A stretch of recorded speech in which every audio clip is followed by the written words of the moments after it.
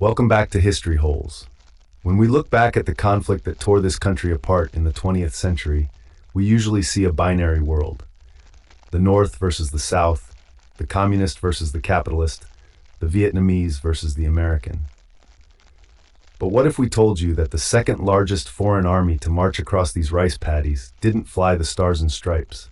What if the soldiers who were most feared by the villagers of the Central Coast weren't the towering GIs, but men from another divided peninsula, fighting a war that wasn't theirs to win?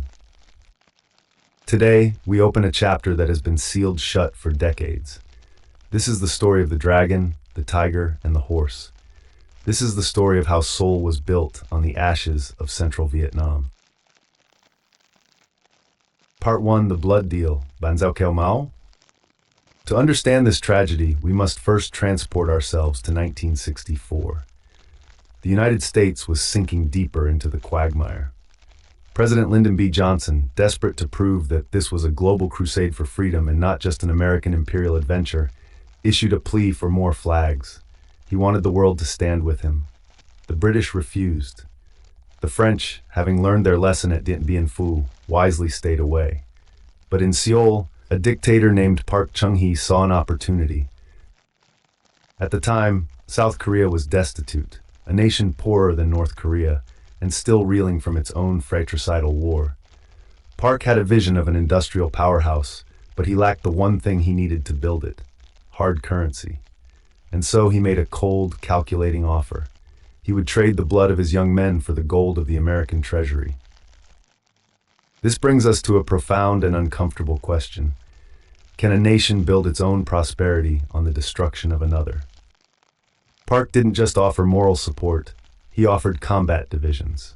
In exchange, Washington agreed to bankroll the modernization of the South Korean army, and crucially, pay the salaries of the Korean soldiers in US dollars.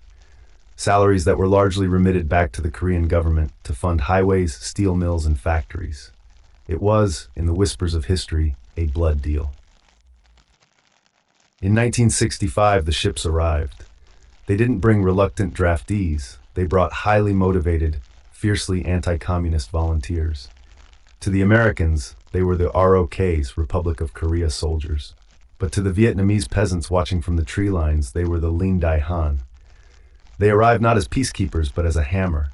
And unlike the Americans, who rotated home after a year, the Koreans were here to stay, bringing with them a ferocity born of their own hatred for communism. As the first boots of the Capital Division hit the soil of Quy Nhon, the Vietnam War, as the Americans call it, shifted into a darker, more complex phase. The American War had become an Asian civil war, exported and reimagined on Vietnamese soil. Tigers, horses, and dragons, Manh Ho Bạch Ma Rong Sang. When the Americans arrived, they brought helicopters, napalm, and the deafening roar of heavy firepower. When the South Koreans arrived, they brought silence and Taekwondo. 3 primary units were deployed to the sweltering coastal plains of central Vietnam, and their names would become synonymous with terror in the villages of Binh Dinh, Phu Yen, and Quang Ngai. First, the Capital Mechanized Infantry Division, known as Manh Ho, Fierce Tiger. Second, the 9th Infantry Division, the Bach Ma, White Horse. And finally, the elite amphibious shock troops of the 2nd Marine Brigade, the Rong Sang Blue Dragon.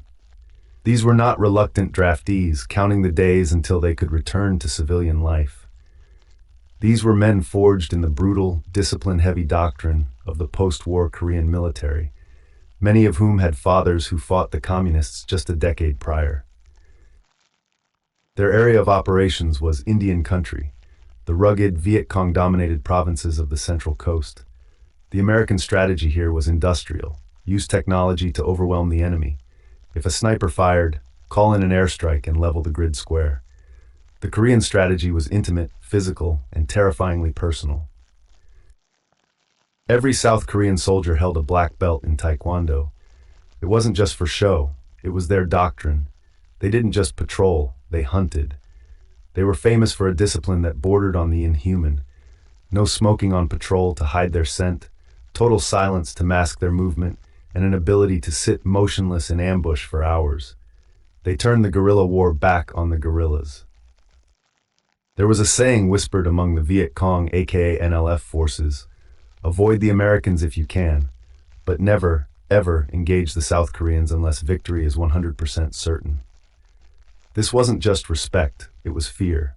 If a unit was ambushed, the Americans would often pull back and rain down artillery. The Koreans did the opposite. They would immediately counterattack, encircling the ambushers, closing the distance to use knives, bayonets, and martial arts in brutal close-quarters combat. They didn't take ground, they took lives. This leads us to a darker, more unsettling question. What happens when a foreign army fights not for territory, but to prove its own worth? The South Korean commanders were under immense pressure to show Washington that they were the better Asian ally, more effective than the South Vietnamese army and tougher than the Americans. They measured success by body count, and in their zeal to pacify the countryside and rout the Viet Cong, the line between an enemy combatant and a civilian didn't just blur, it vanished entirely. To the tigers and dragons, the entire village was the enemy, and they treated it accordingly. The Dark Legacy, Nungbong Mak Waku. If the Korean soldier's discipline was his shield, his ruthlessness was his sword. And nowhere did that sword cut deeper than into the civilian heart of central Vietnam. This brings us to the most painful silence in the history of the war: the massacres. While the world knows of My Lai, the atrocities committed by South Korean forces remain largely hidden in the shadows of history. In early 1968, as the chaos of the Tet Offensive engulfed the country, the pacification campaigns of the Blue Dragons and White Horses turned into something far darker. In villages like Phong Nhi, Phong Nut, and Ha Mi in Quang Nam Province, the line between soldier and civilian was obliterated. Survivors tell stories not of battles, but of clean sweeps. They speak of entire families gathered in village squares, not to be questioned, but to be erased. Elders, women, and children were executed with a cold, mechanical efficiency. There were no cameras there, no American journalists to break the story.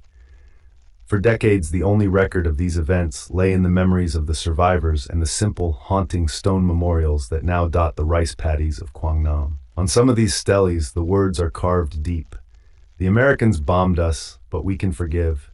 The Koreans hunted us, and that we can never forget. Does the statute of limitations ever run out on the truth?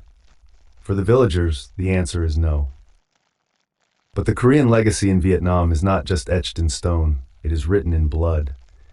This leads us to the tragedy of the Lai Đại Hàn. The term translates roughly to mixed blood of the Great Han, Han being South Korea. It refers to the thousands, estimates range from 5,000 to 30,000 of children born to Vietnamese mothers and South Korean fathers during the war. Some were born of love in wartime romances. Many, far too many, were born of systematic sexual violence and rape. When the war ended in 1975 and the last American helicopter lifted off from Saigon, the South Korean army had already been gone for 2 years. They left behind a generation of children who bore the features of the enemy. These children grew up as outcasts in their own land. To the victorious communists, they were the dust of life, living symbols of the foreign occupation. To their mothers, they were a heartbreaking reminder of trauma or abandonment. And to the fathers who returned to Seoul to build new lives and new families, they were a secret to be buried forever. The Lai Đại Hàn remain the living ghosts of the war, rejected by the nation of their birth and ignored by the nation of their blood. Part 4, From Blood to Gold to Mao Din Vang. While the villages of Quang Nam were left to bury their dead, across the ocean, a miracle was taking place. The blood deal had paid off. The hundreds of millions of dollars in combat pay and American aid that flowed into Seoul didn't disappear into Swiss bank accounts. Dictator Park Chung-hee poured it into steel, concrete, and asphalt. The highway that connects Seoul to Busan, the steel mills of Pohang, the very foundation of the modern South Korean economy, the miracle on the Han River, was built, in no small part, with the earnings of the soldiers who fought in the jungles of Vietnam. Is it possible that the gleaming skyscrapers of Gangnam are built on a foundation of Vietnamese suffering? History, however, has a strange sense of irony. Fast forward to 1992. The Cold War is over. Vietnam, impoverished and isolated, opens its doors to the world. And who is the first to rush in? Not the Americans, but the South Koreans. Today, the relationship between these two nations is a dizzying paradox. South Korea is the largest foreign investor in Vietnam. The skyline of Hanoi is dominated by the Lot Tower. The factories of Bac Ninh, where Samsung produces half the world's smartphones, employ over 100,000 Vietnamese workers. The grandsons of the men who fought the Tiger Division now work for Korean bosses, building a new prosperity together. Cultural exchange is exploding. K-pop blasts from Saigon cafes, and Vietnamese football loves its Korean coach, Park Hang-seo. But beneath this glittering layer of commerce and culture, the ghost still restless. This is the history war. While South Korean civil society, artists, journalists, and students has launched a powerful Sorry Vietnam movement to uncover the truth, the South Korean government remains officially silent. There has been no state-level apology, no reparations for the massacres, no official recognition of the Lai Đại Hàn.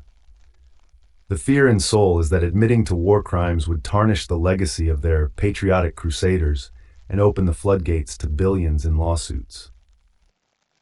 And so we leave you with the most difficult questions of all. Can money truly buy forgiveness? Does the fact that Samsung employs thousands of Vietnamese today wash away the sins of Phung Nhi? Or is this economic partnership just a new, softer form of dominance? Is silence the price of prosperity? Have the Vietnamese leaders, in their drive to modernize, decided to bury the past for the sake of the future? And if a nation forgets its own history to get rich, what part of its soul does it lose in the transaction?